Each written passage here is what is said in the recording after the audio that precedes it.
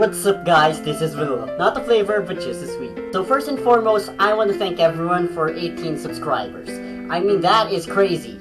Okay, to be honest, that's not really big, but that's still something, and that's amazing for me, at least. Of course, I don't know if it'd still be 18 and just drop to 17, or maybe raise to 19, but anyway, thanks so much for 18 subscribers. Anyway, back to topic. Have you ever been despised by a person so much that that person would call you a faggot or maybe piece of crap? If you have, then congratulations, you have a hater.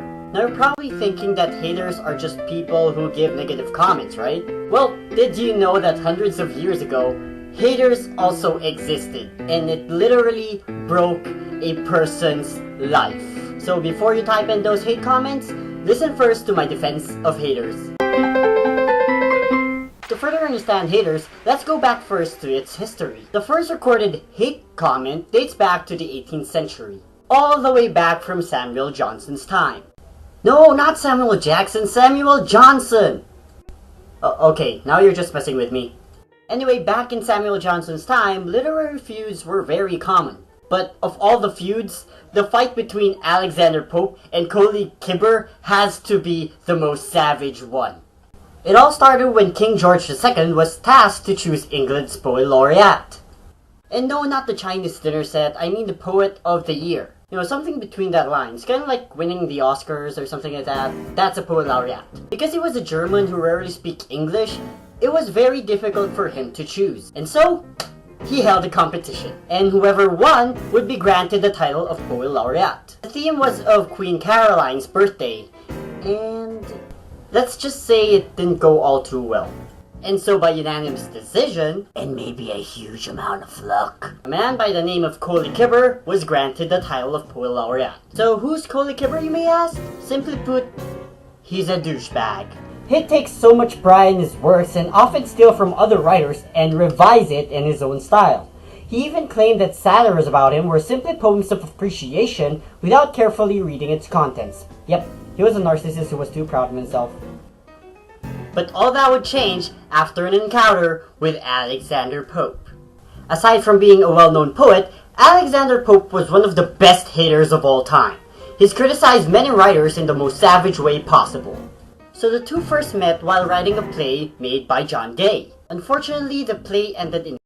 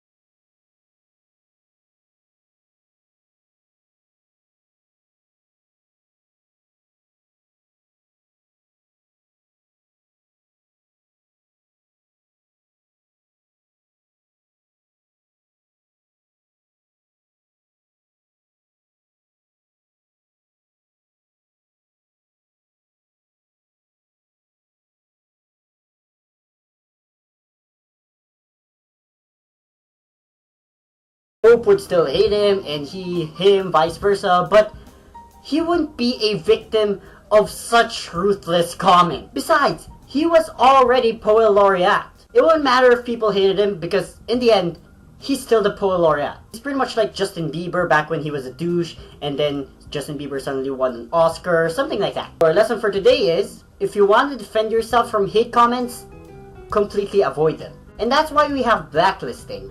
It's there for a reason. It's not just because you hate the person, but because you want to remove people who give you the hate comments to ever reply to you like that again. But if you value your pride more than your humility, then you might just end up like Coley Kerber. When I think about it, this isn't really a defense of haters, rather it's the defense against haters. But anyway guys, what do you think about this? Do you get hate comments? If you do, how do you handle the situation? Leave your answers in the comments below! Hey guys, that's it for me today. Thanks for watching. If you like this video, give it a thumbs up. And also subscribe down there for more videos like this. Why do I suddenly have a wavy voice? That's weird. This is all from me today. This is vanilla, not the flavor, which is the sweet.